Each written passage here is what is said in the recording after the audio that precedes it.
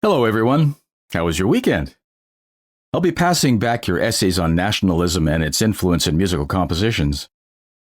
I was actually surprised that no one decided to write about Bela Bartok, though I realize now that we never got an opportunity to cover him in class, so get out your notebooks and listen up. Bela Bartok was from Hungary and lived in the 1800s and early 1900s. He's regarded as one of the greatest composers of the 20th century. He wasn't terribly fond of the romantic music style that had become popular during his youth. During his childhood, the concert hall of Austria-Hungary was filled with romantic-style compositions, usually by German composers. You see, composers in the early 1900s who worked in the romantic style tended to be very popular in Austria-Hungary. Bartók was a part of the composing circles at that time, and he wanted to change that popularity.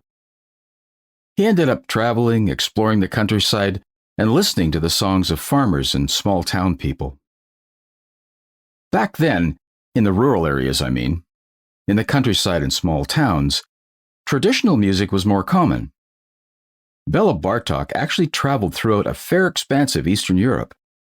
He enjoyed stopping in to watch celebrations, attended weddings, ceremonies, and dances. The music there in the wide open spaces was much different than the tunes found in concert halls. There was nothing romantic about it at all.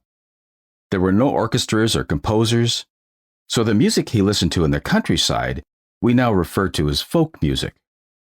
So, he wanted to research the folk music and ensure those traditional pieces were documented before they had a chance to change too much or be lost in history.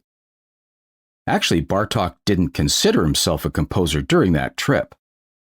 The proper term would be ethnomusicologist, or someone who studies regional traditional music.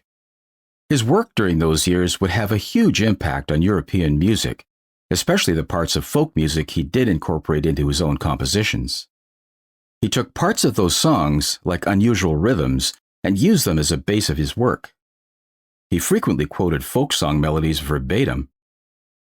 One of his most recognizable musical elements, the glissando, was likely taken from Croatian folk music.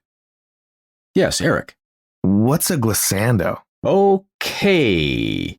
Glissando is a continuous slide upward or downward between two notes. For instance, the whistling pitch of a bomb falling is a glissando from a very high to a lower note. Thanks for asking.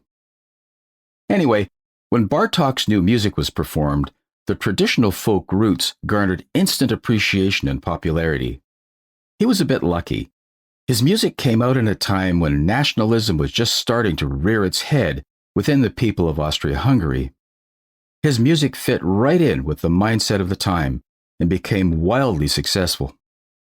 Particularly, his ballet The Wooden Prince premiered right when the fervor for national identity was strengthening, and his strong folk song elements reflected that excitement.